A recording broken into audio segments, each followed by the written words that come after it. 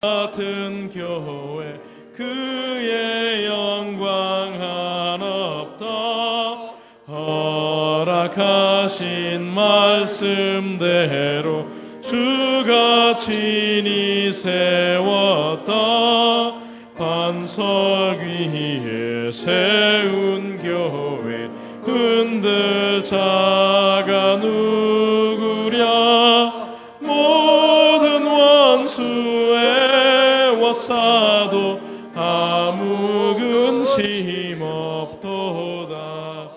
생명샘이 흘러나와 모든 성도 마시니 언제든지 솟아나와 부족함이 없도다. 이런 물이 흘러간 목마를 자 누구랴. 주의 은혜 풍족하여 넘치고 더 넘친다. 주의 은혜 내가 받아 시온 백성 되는 때 세상 사람 비방해도 주를 찬송하리라. 헛된 모든 영광 아침 안개 같으나 주의 자녀 받을 복은 영원 무궁하도다.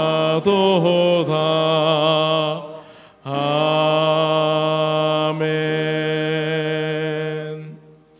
자리에 앉으시고요, 우리 함께 기도하도록 하겠습니다.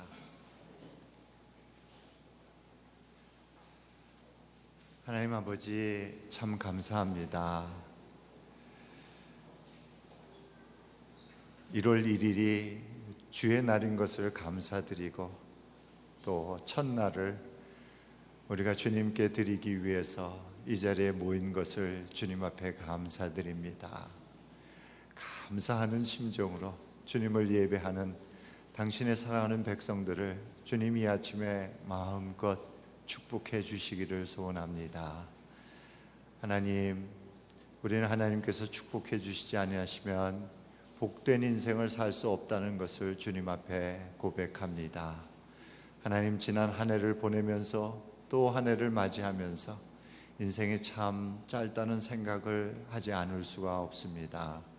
주님, 그래서 우리는 주님이 더 필요하고 주님을 전적으로 의지합니다. 어린아이가 그 부모를 의지하는 것과 같이 우리가 주님을 의지합니다. 주님, 우리를 붙들어 주시고 이 험한 세상에서 하나님의 자녀로 살아갈 수 있도록, 믿음으로 살아갈 수 있도록 우리를 축복해 주옵소서. 주님, 짧은 인생 미워하면서 살지 않도록 주님 저희들을 붙들어 주시기를 원합니다. 짧은 인생 다투며 힘들어하며 속상해하며 살지 않도록 주님 저희들의 인생을 붙들어 주시기를 원합니다. 짧은 인생 깊이 사랑하며 더 많이 사랑하며 많은 사람들을 섬기며 사랑하며 살아갈 수 있도록 우리 인생을 축복해 주시기를 소원합니다. 마땅히 사랑해야 될 사람들을 깊이 사랑하고 또 더 많이 나와 다른 사람들을 사랑할 수 있는 저희들 될 수 있도록 은혜를 베풀어 주시기를 원합니다. 또 우리의 자녀들을 사랑의 사람, 하나님의 사람으로 키울 수 있는 저희들 될 수 있도록 은혜를 베풀어 주시고, 새해에는 우리가 많은 잃어버린 영혼들을 찾아서 나아갈 수 있는 저희들이 될 수 있도록 도와주시기를 원합니다. 마음속에 하나님께서 주시는 놀라운 그 사랑을 품고 그 사랑으로 믿지 않는 사람들, 잃어버린 영혼들을 찾아 나아가는 저희들 될 수 있도록 은혜를 베풀어 주시고, 특별히 우리 자녀들과 함께 브라질의 많은 잃어버린 영혼들을 구원하는 꿈을 꿀 수 있도록 하나님 은총을 베풀어 주시기를 원합니다. 아버지, 그래서 주님의 몸된 교회가 주님께서 주시는 일을 감당할 수 있도록 도와주시고 오직 주님만을 기쁘게 하며 오직 주님께만 영광을 돌리는 우리 교회가 될 수 있도록 하나님은 종 베풀어 주옵소서. 많은 성도들이 여행 중에 있습니다. 주님, 여행 중에도 그들이 주의를 기억할 수 있도록 도와주시고 주의 날에 무릎을 맞대고 하나님을 예배할 수 있도록 은혜를 베풀어 주시기를 원합니다. 여행들이 귀한 유익이 될 수 있는 여행들이 될 수 있도록 도와주시고 그 여행 기간에 큰 영적인 성장을 이룰 수 있도록 하나님은 종 베풀어 주옵소서. 주님의 보호의 손길을 느낄 수 있도록 도와주시고 무사히 귀환할 수 있도록 은혜를 베풀어 주옵소서. 한 해를 바라보면서 주님 안에서 소망을 가집니다. 우리의 가슴에 하나님의 소망으로 채워주시기를 원합니다. 한 해를 사랑하면서 살기를 원합니다. 우리를 축복해 주옵소서. 예수님의 이름으로 감사하며 주님을 사랑하며 기도하옵나이다. 아멘.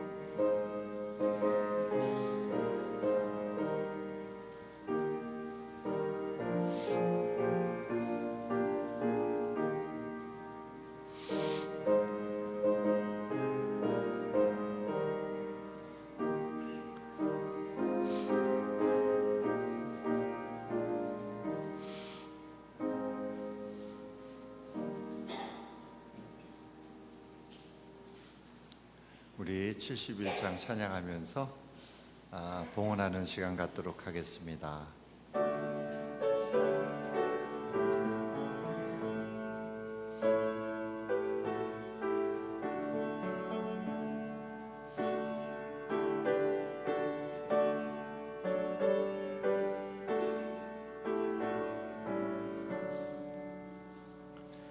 내게 있는 모든 것을 아낌없이 바치네.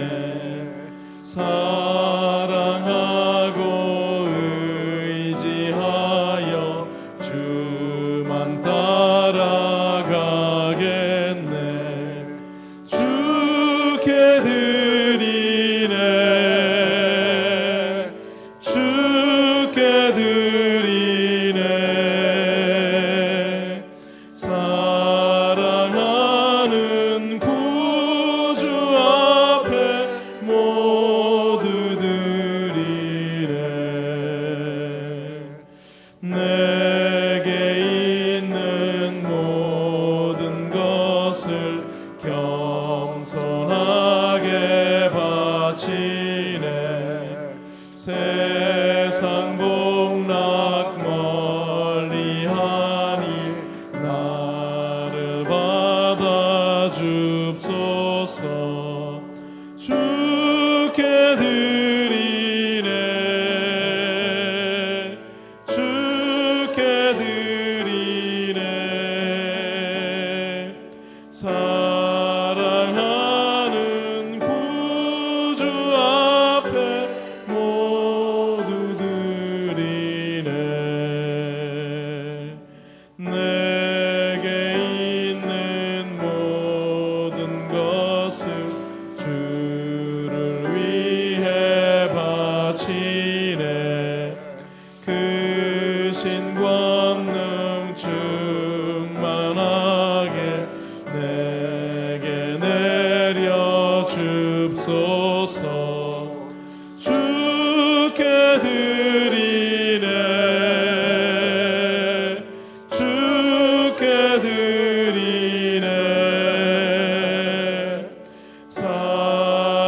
사랑하는 구주 앞에 모두 드리네. 아멘.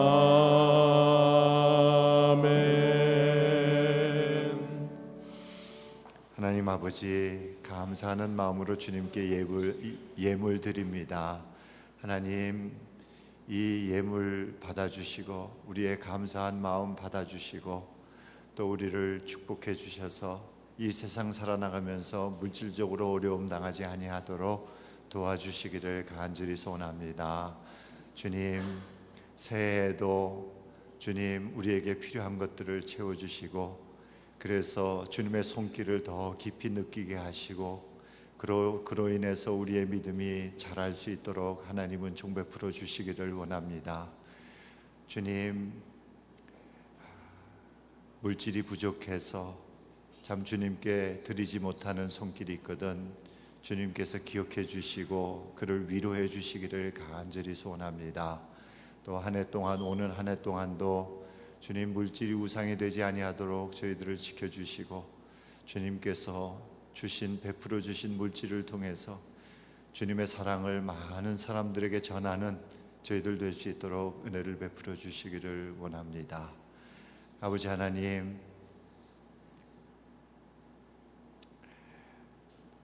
물질로 인해서 시험 들지 아니하도록 하나님께서 특별히 지켜주시기를 바라옵고, 예수님의 이름으로 감사하며 기도하옵나이다. 아멘.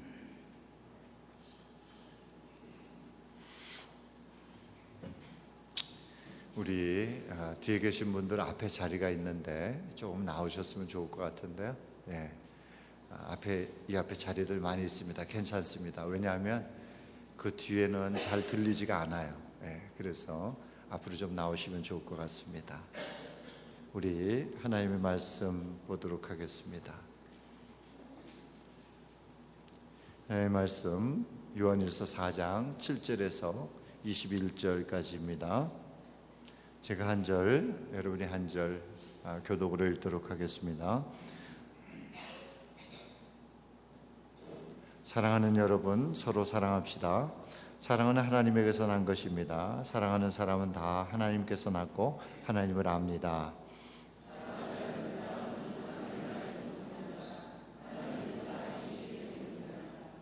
하나님의 사랑이 우리에게 이렇게 드러났으니 곧 하나님이 자기 외아들을 세상에 보내주셔서 우리로 하여금 그로 말미암아 살게 해주신 것입니다.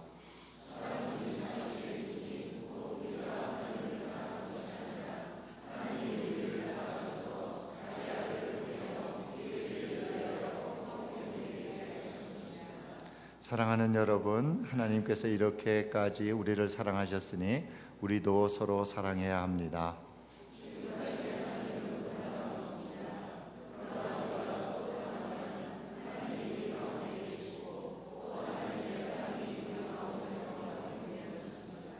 하나님이 우리에게 자기 영을 나누어 주셨습니다. 이것으로 우리가 하나님 안에 있고 또 하나님이 우리 안에 계시다는 것을 우리는 압니다.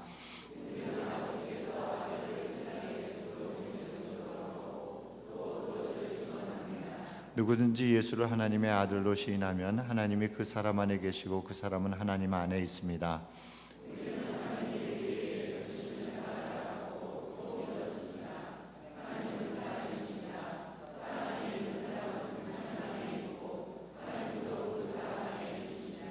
사랑이 우리에게 완성되었다는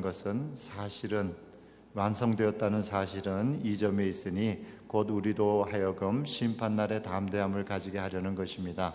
우리가 이렇게 담대해지는 것은 그리스도께서 사신 대로 또한 우리도 이 세상에서 그렇게 살기 때문입니다.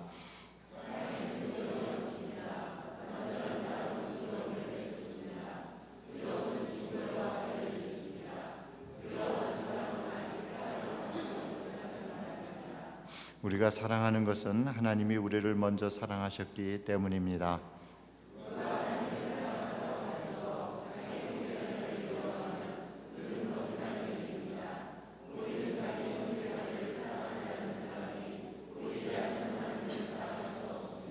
21절 같이 읽겠습니다.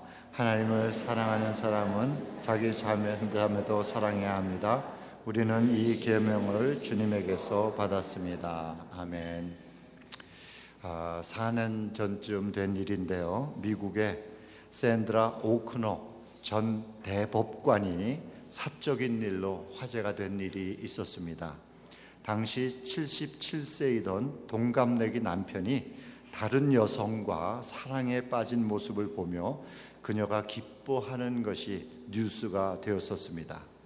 스탠포드 대학 동창으로 만나서 50여 년 같이 산 그녀는 남편 존 오크너는 말기 알츠하이머 환자로 요양시설에 살고 있었습니다.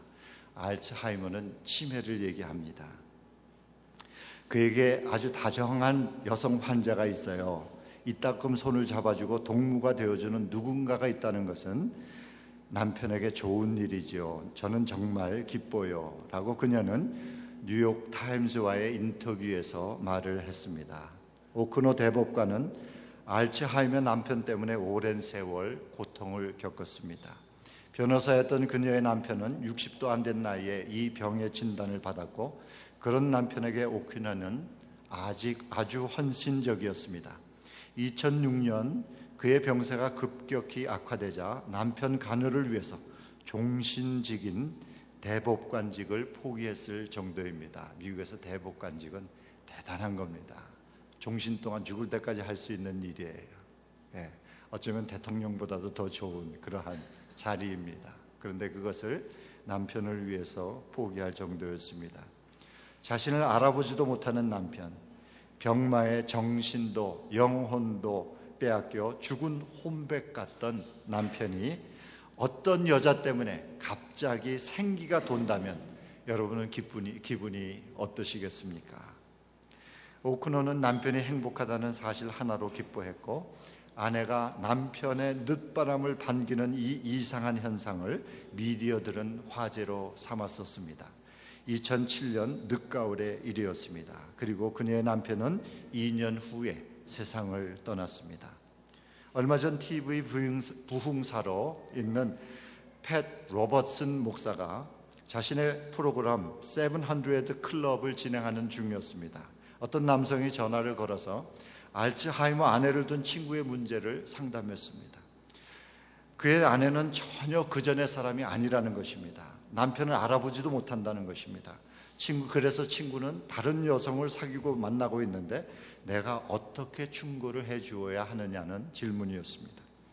로버슨 목사는 잔인하게 들리겠지만 그 친구에게 이혼하고 다시 시작하라고 하라라는 조언을 해주었습니다. 단 그 아내가 제대로 간호를 받을 수 있도록 조치를 취할 것을 전제로 이야기해 주었습니다. 이 내용이 매스컴에 보도되자 비난이 빗발치듯이 쏟아진 것은 사실입니다. 병든 배우자는 버려도 된다는 말입니까? 또 결혼할 때 기쁠 때나 슬플 때나 건강할 때나 병들 때나 하고 결혼 서약은 어떻게 되는 건가? 특별히 보수 기독교계에서 특히 반발이 심했습니다. 하지만 알츠하이머 전문가나 병을 가까이에서 접한 사람들은 그의 조언을 무조건 비난하지는 말아야 된다고 이야기를 합니다. 알츠하이머의 가장 큰 피해자는 어떤 의미에서 환자보다 그 배우자라고 보기 때문이었습니다. 삶은 관계로 의미를 갖고, 관계는 함께한 시간과 경험 그리고 공유한 기억을 토대로 하는데, 알츠하이머는 그 모든 것을 백지처럼 지워버린다는 것입니다. 도무지 커뮤니케이션이 되지 않는 환자 앞에서 배우자들은 상상할 수 없는 고독과 절망에 빠지게 됩니다. 로버트슨 목사의 발언은 그런 배우자들에게 죄책감을 덜어주려는 배려로 볼 수 있다고 전문가들은 이야기했습니다. 알츠하이머는 단순한 기억 상실증이 아닙니다. 뇌 기능을 완전히 파괴해서 기억력은 물론 그 사람의 성격, 인격, 인지 능력, 행동, 신체 기능 등 모든 것을 무참하게 부셔버립니다. 그래서 배우자들은 환자 앞에서 남편이나 아내에 대한 절절한 그리움에 빠지게 됩니다. 자신이 알던, 자신을 사랑하던 남편이나 아내는 더 이상 존재하지 않기 때문입니다. 그런데 우리는 지금 고령화 시대에 살고 있습니다. 전문가들에 의하면 80세가 넘어가면 정도의 차이는 있지만 두 쌍의 부부 중에 한 쌍은 알츠하이머 환자 배우자와 살아야 한다는 이야기입니다. 그렇다면 이 일은 결코 남의 일이 아닙니다. 바로 우리들의 일입니다. 만약 내게 이런 일이 일어났다면 나는 어떻게 할 것입니까? 오크너 판사와 같이 끝까지 배우자 옆에 남아있을 것입니까? 아니면 적당한 조치를 취해진 후에 배우자를 떠나도 되는 것입니까? 성경은 이런 경우에 어떻게 말씀하고 있습니까? 성경이 말씀하고 있는 사랑은 어떤 사랑입니까? 이런 경우에 올바른 답을 얻기 위해서 우리는 영원한 세계가 있다는 성경의 말씀에 귀를 기울여야 합니다. 우리에게 영원한 생명이 있는데 그에 비해 지금 우리가 살고 있는 인생은 잠깐이라고 말씀하고 있습니다. 그렇기 때문에 끝까지 사랑하는 것이 지혜로운 인생이라고 하나님은 우리에게 말씀해 주고 있습니다. 오늘 본문 말씀은 우리가 그렇게 해야 하는 이유를 말씀하고 있습니다. 왜 우리는 서로 끝까지 사랑해야 하는가? 첫째, 자격이 없는 우리가 하나님의 사랑을 받았기 때문입니다. 10절과 11절, 사랑은 이 사실에 있으니 곧 우리가 하나님을 사랑한 것이 아니라 하나님이 우리를 사랑하셔서 자기 아들을 보내어 우리의 죄를 위하여 화목제물이 되게 하신 것입니다. 사랑하는 여러분, 하나님께서 이렇게까지 우리를 사랑하셨으니 우리도 서로 사랑해야 합니다. 그리스도인에게 사랑은 해도 되고 안 해도 괜찮은 그런 것이 아닙니다. 우리는 서로 사랑해야 되는 사람들입니다. 왜냐하면 우리가 하나님 아버지의 놀라운 사랑을 받았기 때문입니다. 우리가 받은 사랑은 하나밖에 없는 아들의 생명을 내어준 희생적인 사랑입니다. 그것도 죄인이라서 사랑받을 자격이 전혀 없는 우리가 그런 사랑을 받은 것입니다. 하나님께서 그런 사랑을 우리에게 베풀어 주신 이유는 우리가 서로 그렇게 사랑해서 하나님 아버지께 영광이 되게 하려는 것입니다. 사랑받아본 사람이 사랑할 줄 안다는 말이 있습니다. 그 말은 사실인 것 같아요. 저희는 5형제인데요, 우리 막내야말로 온 가족의 사랑을 너무너무 많이 받으면서 자랐습니다. 그래서 그런지 막내가 오히려 가족을 생각하는 것이 그렇게 깊어요. 친구들을 생각하는 것도 그렇고 많은 사람을 사랑하면서 살아갑니다. 그러면 자라면서 사랑받지 못한 사람은 사랑할 수가 없다는 말입니까? 자라면서 사랑받지 못했어도 예수 잘 믿으면 사랑할 수 있습니다. 아멘. 예수 잘 믿는다는 말을 다른 말로 하면 성령님의 인도하심을 잘 따른다는 말로 이야기할 수 있을 것입니다. 그런데 성령께서 하시는 가장 중요한 일이 우리가 하나님 아버지의 사랑받는 자녀라는 사실을 우리에게 계속해서 알려주시는 것입니다. 그러므로 성령의 인도하심을 잘 따르면 내가 하나님 아버지의 사랑받는 자녀라는 확신을 가지고 살아가게 됩니다. 그러니 예수 잘 믿으면 내가 하나님의 자녀로서 얼마나 큰 사랑을 받고 있는지를 알게 됩니다. 예수 잘 믿으면 잘 믿을수록 깊이 깨달아지는 것이 있는데 그것은 하나님 아버지의 사랑받는 자녀라는 사실입니다. 믿음이 자라면 자랄수록 커지는 것은 내가 하나님 아버지의 사랑을 받고 있다는 확신입니다. 영적으로 성숙하면 성숙할수록 나를 사랑하시는 하나님의 사랑이 얼마나 놀라운지를 알게 되는 것입니다. 내가 사랑받고 있다는 사실을 알게 되면요, 사랑하고 싶어집니다. 당장 사랑이 된다는 말이 아니에요. 그러나 사랑하고 싶은 간절한 마음이, 소원이 생긴다는 말입니다. 사랑하는 사람을 더 깊이 사랑하고 싶은 마음이 생기고 더 많은 사람을 사랑하고 싶은 열정이 생기게 됩니다. 올 한 해도 많은 사람들이 세상을 떠났습니다. 수십 년 우리 곁에서 친숙하게 글을 써주던 소설가 박완서 씨가 세상을 떠났습니다. 세계의 미인으로 꼽혔던 엘리자베스 테일러가 세상을 떠났습니다. 9.11 테러 사건을 배후에서 조종한 오사마 빈 라덴이 세상을 떠났습니다.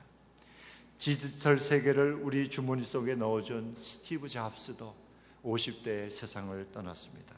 리비아 독재자 카다피, 한국 산업 발전의 대부라고 얘기할 수 있는 박태준 씨도 얼마 전에 세상을 떠났습니다. 그리고 수많은 북한 주민을 굶주림에 몰아넣고 수많은 생명을 죽인 김정일도 세상을 떠났습니다. 이렇게 우리에게 잘 알려지고 세상에 큰 영향력을 끼친 사람들도 죽음 앞에서는 어떤 대책도 세울 수가 없었습니다. 그리고 죽은 후에 모든 사람들은 자신이 살아온 인생에 대한 하나님의 평가를 받아야 한다는 사실입니다. 그때 평가 기준은 우리가 얼마나 사랑하며 살았느냐 하는 것입니다. 여러분, 사랑하며 사십시다. 사랑하기에도 너무 짧은 인생입니다. 다시 한번 해볼까요? 사랑하기에도 너무 짧은 인생입니다. 왜 우리가 서로 사랑해야 하는가? 첫째, 자격이 없는 우리가 하나님의 사랑을 받았기 때문입니다. 둘째, 우리가 사랑하면서 하나님을 알게 되기 때문입니다. 7절과 8절을 보니까 사랑하는 여러분, 서로 사랑합시다. 사랑은 하나님께서 난 것입니다. 사랑하는 사람은 다 하나님에게서 났고 하나님을 압니다. 사랑하지 않는 사람은 하나님을 알지 못합니다. 하나님은 사랑이시기 때문입니다. 복음은 삶의 방식입니다. 우리가 어떻게 살아야 하는지를 가르쳐 줍니다. 믿음으로 살아서 하나님께서 의롭다고 인정을 받는 삶입니다. 하나님께서 너 잘 살았구나 라고 칭찬해 주시는 삶이 바로 복음입니다. 성경은 이런 삶을 영생이라고도 말씀하고 있습니다. 죽음으로 끝나는 삶이 아니라 영원히 사는 삶이라는 것입니다. 죽음으로 끝나는 인생과 영원히 사는 인생은 다를 수밖에 없습니다. 성경은 이 영생이 하나님을 아는 것이라고 말씀하고 있습니다. 즉 하나님을 알고 살아가는 것과 하나님을 모르고 살아가는 것은 다를 수밖에 없다는 이야기죠. 그러면 하나님을 안다는 것은 구체적으로 어떤 의미일까요? 새벽기도회 설교를 준비하다 보니까 이사야서 41장을 보게 되는데 거기에서 하나님께서 자기 스스로 자신을 우상과 비교하면서 어떻게 다른지를 말씀하고 계셨습니다. 그런데 그거 세 가지인데요, 하나는 하나님은 앞으로 되어질 일을 아시는데 우상들은 모른다는 거예요. 하나님은 앞으로 되어질 일을 다 알고 계시는데 우상들은 그거 몰라요. 또 하나는요, 하나님은 지나간 일이 왜 일어났는지 그 의미를 알고 계시는데 우상들은 그거 모른다는 거예요. 그리고 마지막 하나는요, 하나님은 우리에게 복을 주실 수도 있고 화를 내리실 수도 있는데 우상은 그거 못한다는 겁니다. 그 세 가지가 하나님께서 가지고 계신 특성이다라고 말씀을 본인이 하세요. 자, 첫 번째가 하나님께서 우리에게 앞일을 가르쳐 주신다는 말씀입니다. 하나님의 말씀은, 성경은 수많은 예언과 그 예언의 성취를 기록하고 있습니다. 우리가 하나님의 말씀을 통하여 앞으로 되어질 일을 알게 되면은요, 우리는 오늘 우리가 어떻게 살아야 하는지를 알게 됩니다. 여러분, 앞으로 페트로브라스가 망한다는 것을 알게 되면은요, 우리는 페트로브라스 주식을 사지 않을 것입니다. 그렇죠? 예. 마찬가지로 이 세상이 망한다는 것을 안다면은 우리는 이 세상에 투자하지 않을 것입니다. 이와 같이 앞날에 일어날 일을 알게 되면은요, 오늘 우리가 어떻게 살아야 되는지를 알게 된다는 거예요. 자, 또 하나님께서는 과거에 일어난 일에 대한 의미를 우리에게 알려주신다고 말씀하고 있습니다. 성경은 과거에 일어났던 일에 대한 해석을 말씀하고 있습니다. 이스라엘 백성이 출애굽을 한 의미, 율법을 우리에게 주신 의미, 다윗 왕국이 세워진 의미, 유다 백성이 바벨론의 포로가 되어서 끌려간 사건의 의미, 우리가 하나님의 말씀을 통해서 우리의 과거에 일어났던 역사적인 일들의 의미를 알게 되면 우리는 오늘 우리가 무엇을 해야 되는지를 알게 됩니다. 하나님께서 유대민족을 주전 605년에 바벨론으로 포로가 되어서 끌려가게 하셨습니다. 그래서 고향을 떠난 유대인들은 예수님께서 오실 때까지 600여 년 동안 지중해를 중심으로 한 온 세상에 흩어져 살게 합니다. 이왕 고향을 떠났는데 하면서 조금씩 움직이기 시작한 것들이 주중의 연안의 모든 지역에 흩어져서 유대인들이 살게 되었습니다. 그렇게 온 세상에 흩어져 살고 있는 유대인들을 디아스포라라고 말을 합니다. 그리고 사도 바울이 복음을 들고 선교를 시작한 지 1세기에는 150년 만에 유대인 디아스포라들을 통해서 온 세상에 복음이 전파되게 됩니다. 그 당시 교통수단이나 통신수단으로 보면 여러분 이것은 기적이 아닐 수가 없습니다. 이 일은 유대인 디아스포라가 없었다면 이루어질 수 없는 그러한 일이었습니다. 그러면 하나님께서 한국 민족을 지난 100년 동안에 전 세계 190개국에 흩어진 디아스포라로 살아가게 하신 이유는 무엇입니까? 그리고 가는 곳마다 한인 디아스포라들에 의해서 교회를 세우게 하신 것은 어떤 의미입니까? 그리고 한국 교회가 2만 명이 넘는 한국 선교사들을 전 세계 170개국에 파송한 것은 어떤 의미가 있습니까? 그것은 마지막 때에 하나님께서 우리 민족을 세계 선교에 쓰시려고 하시는 것입니다. 그렇다면 우리가 브라질에 사는 한인 디아스포라로서 오늘 우리가 해야 될 일이 무엇인지를 알게 됩니다. 그것은 브라질 사람에게 복음을 전파해서 잃어버린 영혼을 구원하는 것입니다. 이 일이 오늘 우리가 삶의 현장에서 해야 될 가장 중요한 일입니다.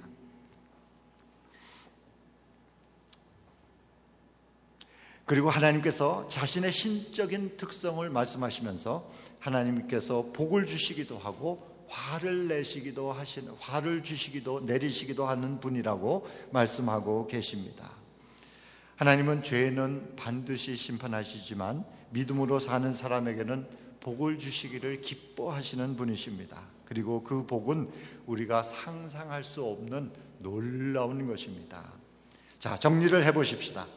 하나님 앞에서 하나님께서 앞으로 일어날 일을 우리에게 말씀해 주셨는데 우리가 그것을 알고 또 하나님께서 우리의 지나간 일, 과거 가운데에 일어났던 일들의 의미를 우리에게 말씀해 주시는데 우리가 그것을 알면 우리가 오늘 무슨 일을 어떻게 해야 되는지를 알게 된다는 것입니다.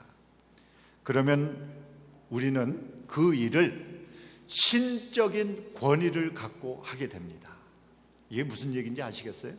네, 이거 아주 중요한 일입니다. 그뿐만 아니라 우리가 그 일을 할 때에 하나님의 놀라운 축복이 약속되어져 있다는 거예요. 그것을 알게 되면은요, 우리는 뜨거운 열정을 가지고, 왜냐하면 축복이 앞에 있으니까, 하나님께서 우리를 축복하시겠다고 약속을 하니까 뜨거운 열정을 가지고 신적인 권위를 가지고 그 일을 할 수 있다는 것입니다. 다시 말하면은요, 오늘 내가 하고 있는 일을 신적인 권위를 가지고 뜨거운 열정으로 그 일을 할 수 있다는 겁니다. 그렇게 하루하루 살아갈 수 있다는 이야기예요.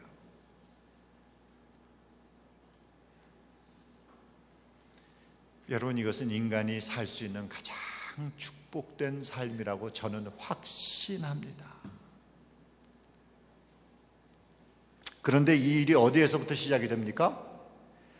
이웃을 사랑하는 데서부터 시작이 된다라고 말씀하고 있는 거예요. 이웃을 사랑하게 되면 하나님을 알게 되고, 하나님을 알게 되면 내가 오늘 해야 될 일이 무엇인지를 알게 되고, 우리가 그 일을 뜨거운 열정과 신적인 권위를 가지고 하게 된다는 것입니다. 이것이 바로 우리가 사랑하며 살아가야 되는 이유입니다. 여러분, 사랑하며 살기를 바랍니다. 사랑하기에도 너무 짧은 인생입니다. 한번 다시 할까요? 사랑하기에도 너무 짧은 인생입니다. 왜 우리는 서로 사랑해야 하는가? 첫째, 자격이 없는 우리가 하나님의 사랑을 받았기 때문입니다. 둘째, 우리가 서로 사랑하면서 하나님을 알게 되기 때문입니다. 셋째, 우리가 서로 사랑하면 심판날에 담대해지기 때문입니다. 17절과 18절 말씀을 보니까 사랑이 우리에게 완성되었다는 사실은 이 점에 있으니 곧 우리로 하여금 심판날에 담대함을 가지게 하려는 것입니다. 우리가 이렇게 담대해지는 것은 그리스도께서 사신 대로 또한 우리도 이 세상에서 그렇게 살기 때문입니다. 사랑에는 두려움이 없습니다. 완전한 사랑은 두려움을 내쫓습니다. 두려움은 징벌과 관련이 있습니다. 두려워하는 사람은 아직 사랑을 완성하지 못한 사람입니다. 대부분의 사람은 두려움을 가지고 살아갑니다. 그런데 그 두려움의 근원이 뭐냐면 죽음과 심판에 대한 것이라는 거예요. 그리고 또 한 가지 우리가 두려움으로 살아가는데요, 우리가 앞날을 알지 못하기 때문입니다. 그리고 또 한 가지 이유는 우리가 죄인이기 때문입니다. 우리 김영준 성도님의 그 아들 대호가 어느 날 아빠한테 와서 그러더래요. 자기는 죽는 게 너무 두렵다고. 그래서 왜 죽는 게 그렇게 두렵냐고 물어봤더니 자기가 나쁜 일을 했기 때문에 하나님께서 자기를 지옥에 보낼 거라고, 그래서 죽는 게 두렵다고. 그래서 제가 우리 유치부 미카 선생님한테 이거 6살이면 복음을 이해합니다. 그래서 이거 복음을 좀 잘 가르치라고 얘기해야 되겠다, 그런 생각을 했습니다. 여러분, 9살 난 아이입니다. 9살 난 아이가 죽음에 대해서 두려워하고 있어요. 죽음에 대한 두려움은 이 아이들에 대한 이야기뿐만이 아닙니다. 예수를 믿지 않는 모든 사람들에게 너무 바빠서 내가 지금 두려워하고 있다 하는 것을 인식하지 못하고 있을 뿐이지 우리 안에는 깊은 두려움이 발단이 돼서 살아간다는 겁니다. 대부분의 종교들은 선행을 많이 해야 죽은 후에 좋은 곳에 갈 수 있다고 말을 하고 있는데, 그 선행이라는 것이 얼마나 많이 해야 되는지, 어떻게 해야 되는지 정확하게 기준이 없다는 것입니다. 무속신앙, 샤머니즘이요, 우리 한국에서 전통적으로 내려오는 무속신앙이요, 무속신앙은 고난이 닥쳐왔을 때에 그 고난이 왜 왔는지 이유를 알지 못합니다. 그래서 항상 전전긍긍하면서 살 수밖에 없습니다. 여러분, 무당을 데려다 구슬하죠. 아들이 아프든지 무슨 재앙이 닥치든지 그럼 무당을 데려다 구슬합니다. 그 굿이 뭔 줄 아세요? 신을 달래는 거예요. 달래는 거예요. 밑도 끝도 없이 제발 나에게 좀 재앙을 내려주지 마십시오 하고 신을 계속해서 달래는 거예요. 그것이 무속신앙입니다. 그러나 하나님의 말씀은 너무나도 분명합니다. 우리가 어떻게 살면 복을 받는지, 또 어떻게 살면 벌을 받는지에 대해서 명확하게 말씀하고 있습니다. 그리고 어떻게 살아야 심판을 면하게 되는지도 명확하게 말씀하고 있습니다. 하나님께서는 우리와 계약을 맺으십니다. 그리고 그 계약을 신실하게 지켜나가시는 분이십니다. 그러므로 우리는 그 말씀대로 살면서 심판에 대한 두려움에서 완전히 해방될 수가 있습니다. 아멘. 있습니다. 요한복음 5장 24절은 이렇게 말씀하고 있어요. 내가 진정으로 너희에게 말한다. 내 말을 듣고 또 나를 보내신 분을 믿는 사람은 영원한 생명을 가지고 있고 심판을 받지 않는다. 그는 죽음에서 생명으로 옮겨갔다. 우리는 선행으로 구원을 얻는 것이 아니라 예수 그리스도를 믿는 믿음으로 구원을 얻습니다. 성경에서 믿는다는 말씀은 단순히 의심하지 않는다 하는 그런 의미가 아닙니다. 전적으로 예수 그리스도를 의지한다는 의미입니다. 1살짜리 어린아이의 특징은 뭐냐면 엄마가 없으면 죽는지 아는 겁니다. 그래서 이 아이들은요, 제가 1살짜리 유치부 전도사를 해봤는데요, 1살짜리 반에 들어가게 되면 아이들이 유난히 많이 웁니다. 엄마가 얼른 맡기고 그 1살짜리 어린아이들을 이렇게 받는 방법이 있어요. 공을 이렇게 눈에 현혹시켜가지고 줬다 뺏었다 하면서 얼른 안으면은요 금방 옵니다. 그럼 엄마 보러 빨리 들어가라 그래요. 그럼 엄마가 도망쳐서 예배 들어갑니다. 그러면 조금 있다가 엄마가 안 보이거든요. 그러면 얘네들은요, 엄마가 눈에 안 보이면 없어진 것으로 다시 돌아온다는 그러한 이 지각이 없어요. 그러니까 입술이 파래지도록 우는 거예요. 엄마가 없어졌다는 거예요. 얘네들은 그것만 느끼는 거예요. 그러니까 입술이 파래지도록 우는 겁니다.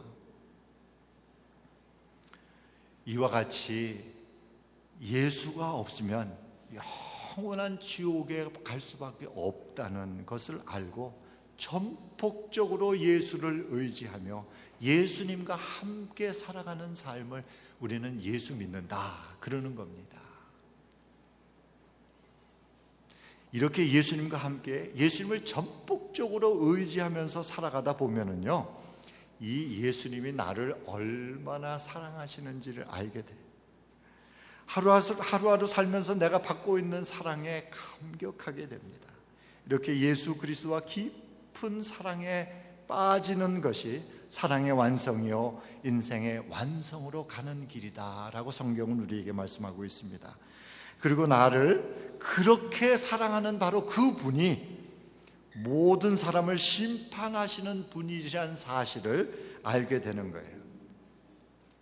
최종으로 심판하시는 분, 최종의 심판하시는 주가, 그분이 나를 사랑하신다는 확신이 서면 우리는 두려움의 근원인 죽음에 대한 두려움으로부터 온전히 해방될 수가 있게 됩니다.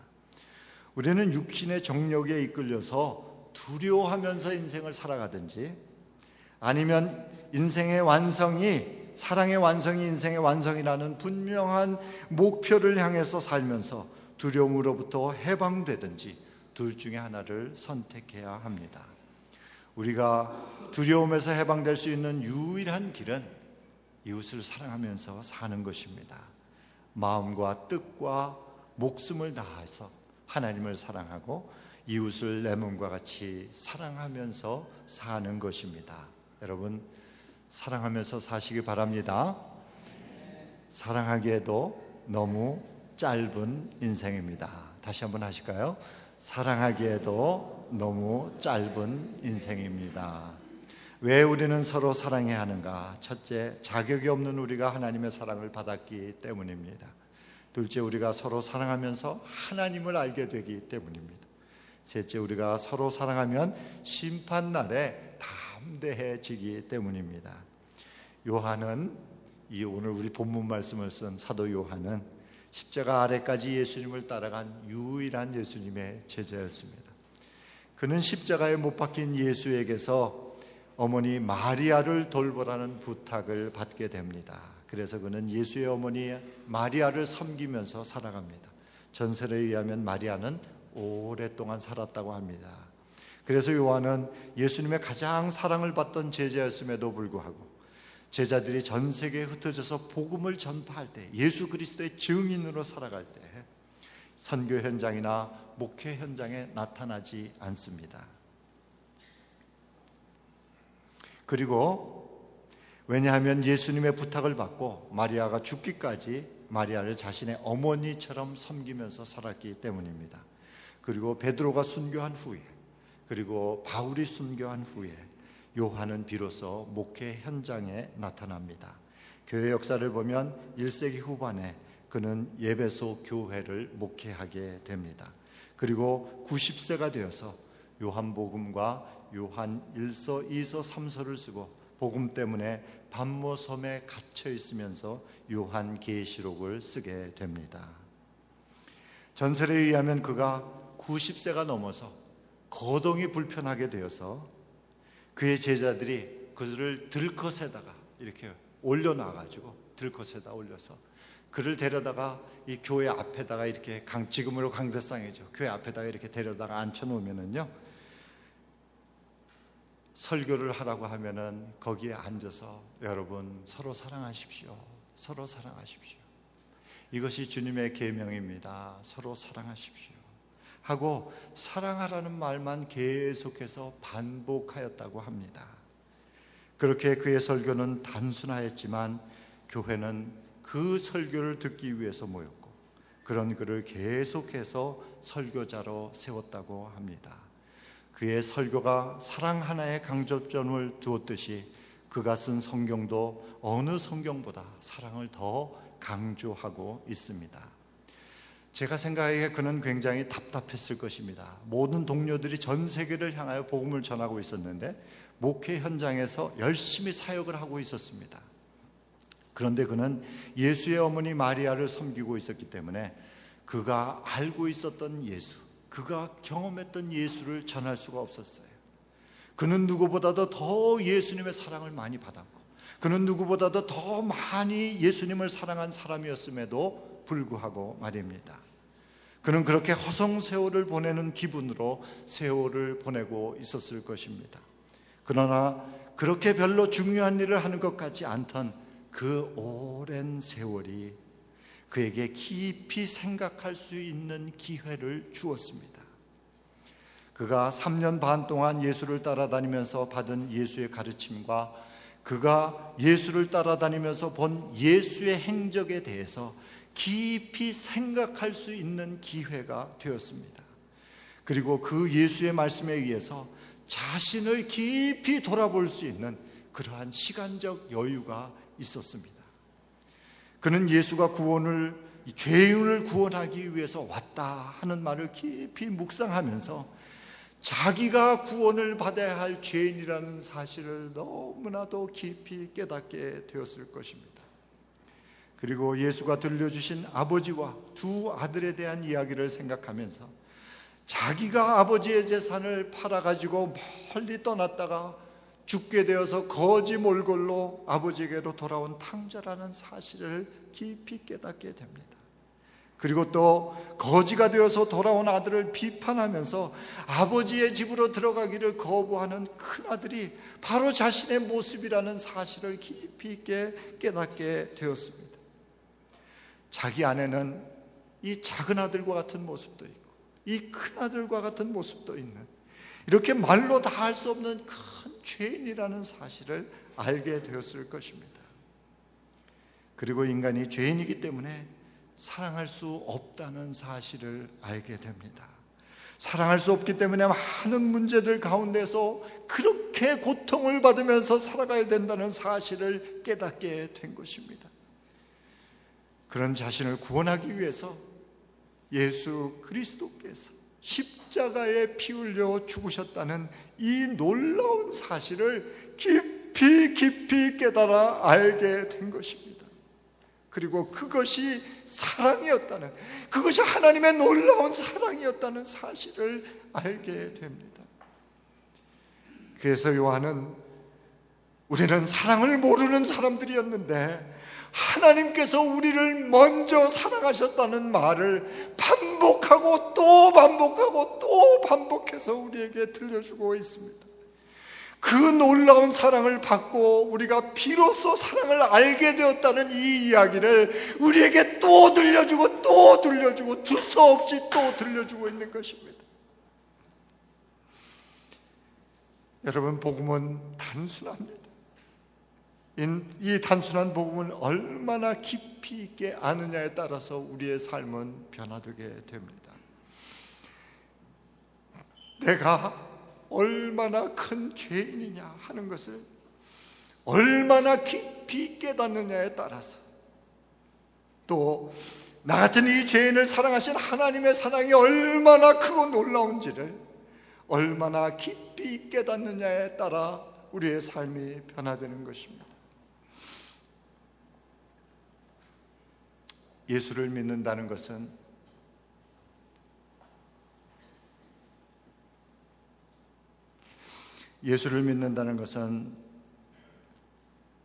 사랑할 수 없는 죄인이요, 사랑할 수 있는 기회를 얻은 거예요. 사랑할 수 없는 죄인이 사랑할 수 있는 기회를 얻은 것입니다. 이게 예수 믿는 거예요. 인생이 한 번뿐이라는 것은요, 사랑할 수 있는 기회가 한 번뿐이라는 거예요. 인생이 짧다는 것은 한 번 주어진 기회가 빨리 지나간다는 것입니다. 요한은 이 사실을, 이 진리를 깊이 깨달아 알게 된 거예요. 그래서 우리에게 사랑하면서 살라고 구절절히 우리에게 이야기하고 있는 것입니다. 인생이 사랑하기에도 너무 짧다는 것입니다. 그래서 90이 넘어서 목이 메이도록 우리에게 들려주고 싶은 말씀이 있는데, 그것이 사랑하기에도 너무나도 짧은 인생이라는 말입니다. 기도하십시다.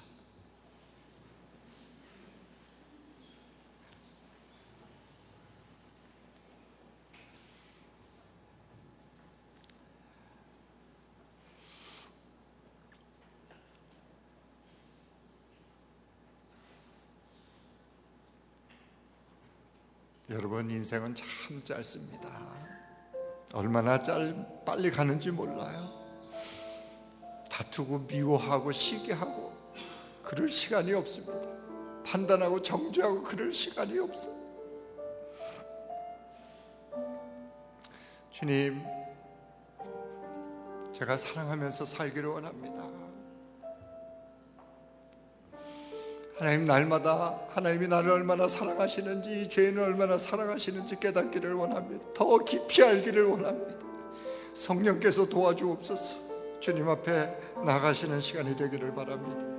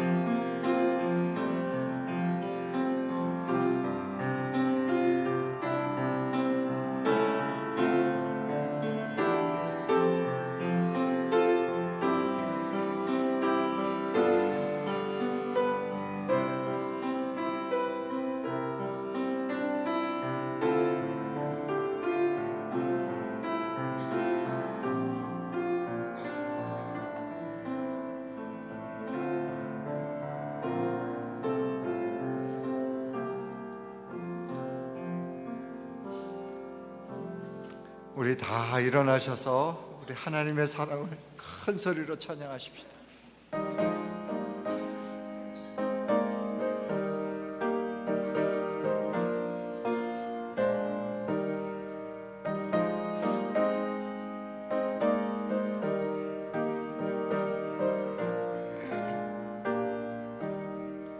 그 크신 하나님의 사랑 말로 다 형용 못하네.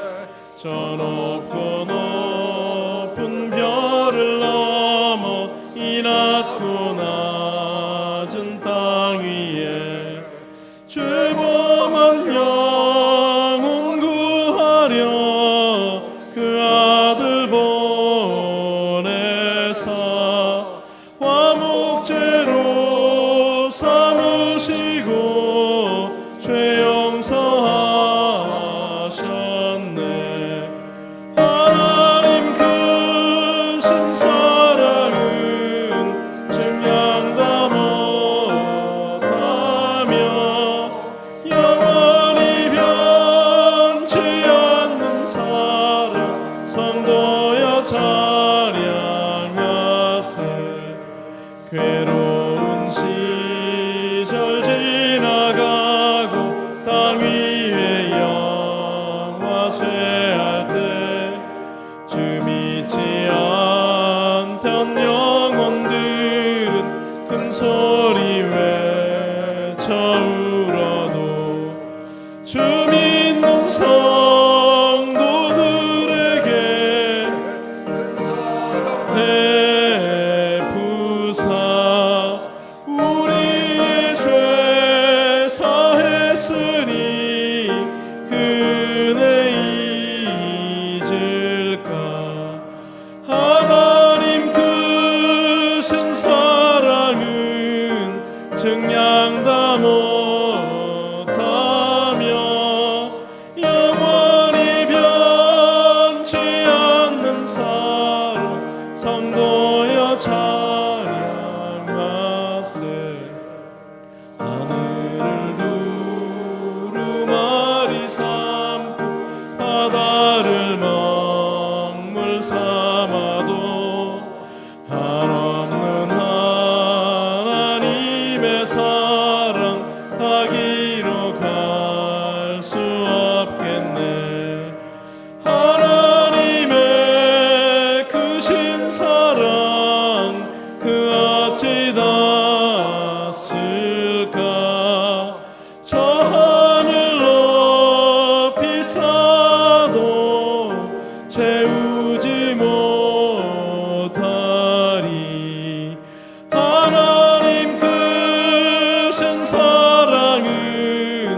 증량다 못하며 영원히 변치 않는 사랑 성도여 찬양하세.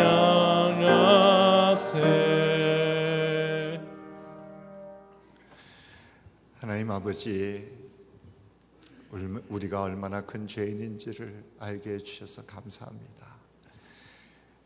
자격 없는 자임에도 불구하고 우리를 사랑하여 주심을 감사하고 또 감사합니다. 이 놀라운 일을 우리가 오늘 한 해 동안 이 일을 알지 못하는 사람들에게 이야기하고 또 이야기하면서 살아갈 수 있도록 하나님 우리를 축복해 주시기를 원합니다. 주님, 인생이 사랑하며 살기에도 너무 짧은 인생이라는 사실을 우리가 날마다 새롭게 기억하면서 살아갈 수 있도록 은혜를 베풀어 주옵소서. 이제는 우리의 죄를 대신해서 십자가를 지신 우리 주 예수 그리스도의 그 귀하신 은혜와 우리와 함께 하나님의 나라를 세우시기 위해서 하나밖에 없는 아들을 아낌없이 십자가에 내어주신 하나님 아버지의 그 극진하신 사랑과 이 시간 이 자리에 우리와 함께 계시면서 우리로 하여금 하나님의 자녀라는 사실을 목 놓아 우리에게 말씀해 주시는 성령님의 역사가 짧은 인생 주님 앞에서 주님 안에서 사랑하며 살기로 결단한 당신의 사랑하는 백성들 머리 위에 영원토록 함께 하시기를 우리 주님 예수님의 이름으로 간절히 축원하옵나이다. 아멘.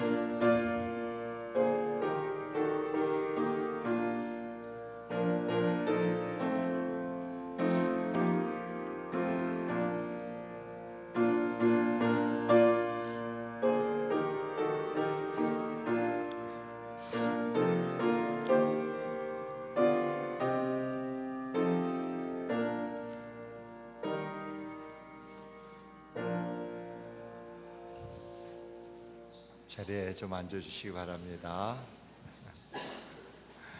새 아침에 이렇게 나오신 여러분들을 정말 환영하고요. 제 마음을 다해서 주님의 이름으로 여러분들을 축복합니다. 우리 다음 주에는 김도일 목사님께서 설교해 주십니다. 2012년도는 저와 우리 김 목사님이 설교를 동일하게 나누어서 이렇게 동역을 하기로 했습니다. 그래서 격주로 우리가 설교를 하는데 주제는 교회력에 의한 설교입니다. 절기를 중심으로 해가지고 성탄절, 오순절, 주현절 이렇게 절기를 해가지고 개신교에서는 교단을 초월해서 매주 설교 본문들이 나옵니다. 그것에 의해서 우리가 설교하기로 그렇게 했습니다. 그리고 새벽 기도에도 수요일, 금요일은 제가 설교를 하고 월요일과 화요일, 목요일에는 김 목사님이 설교를 하시게 됩니다. 설교사에게 동력을 위해서 여러분들 많이 기도해 주시기를 부탁드립니다. 2012년도 주일 점심 식사 헌신자 명단에 그러니까 식당에 올라가게 되면 이름을 쓰게 되어 있습니다. 거기에 많이들 헌신해 주시기를 부탁드립니다. 이름을 쓰시고 토요일날 오셔서 점심을 준비하는 것을 같이 도와주실 수도 있고요. 또 바쁘신 분들은 우리 전 교인의 하루 점심을 먹는데 500회 아이스 들어갑니다. 그래서 그 500회 아이스만 헌금해 주시면은 나머지 일들은 우리 저 예정의 엄마가 하도록 그렇게 합니다. 많이들 헌신해 주시기를 바랍니다. 지난 한 해 동안 파워포인트로 수고했던 우리 이종선 형제님 오늘 안 나오셨나요? 여행 가셨나요? 네, 그래요. 수고하셨습니다. 그래서 2012년도에는 우리 오해창 또 홍재선 형제님 두 분이서 번갈아 가면서 이렇게 수고해 주기로 했습니다. 여러분들 격려해 주시기를 부탁드립니다. 교육부 유년부 중고등부 연합수련회가 1월 22일 주일입니다. 그래서 24일 화요일까지 2박 3일 동안 3박 4일이죠? 2박 4일이에요? 예, 2박 3일이네요. 있습니다. 여러분들 기억하시고 자녀들 많이 보내주시기를 바랍니다. 지난주에 제가 말씀을 드렸습니다. 처음으로 실시되는 재외국민선교에 재외선교인으로 등록해 주시기를 부탁합니다. 마지막 주일에 제가 운전해서 여러분과 함께 영사관에 가서 등록하도록 그렇게 하겠습니다. 여러분 많이 준비하셨다가 헌신해 주시기를 부탁드립니다. 2012년도 사역자 수련회가 1월 16일, 17일 이틀 동안 1박 2일로 우리가 수련회를 다녀오려고 합니다. 여러분 기도해 주시기 바랍니다. 금요 성찬 기도회가 1월에는 없습니다. 그러니까 돌아오는 금요일날 성찬 기도회 없습니다. 여러분 기억해 주시기 바랍니다. 왜냐하면 우리 오늘 새벽에 성찬식 했기 때문에 그렇습니다. 2월 3일 금요일에 첫 기도회가 열립니다. 기억해 주시기 바랍니다. 1월 2일하고 1월 3일은 교회 사무실에 직원이 없습니다. 다 제가 좀 쉬라고 그렇게 얘기했습니다. 여러분 이해하시기 바랍니다. 그리고 오늘은 점심 식사가 없습니다. 집으로 가셔서 가족들과 함께 드시고요. 가족이 없이 혼자 계신 분들은 위에 올라가면은 어제 우리가 떡만둣국을 맛있게 끓여 먹었는데 제가 근래에 먹어본 가장 맛있는 떡만둣국이었습니다. 그래서 혼자 계시는 분들을 위해서 저희들이 좀 많이 빚어서 남겨뒀습니다. 그래서 떡하고 만두하고 국물하고 이렇게 다 준비되어 있으니까 혼자 사시는 분들은 올라가셔서 받아가시기 바랍니다. 예, 대단히 감사합니다.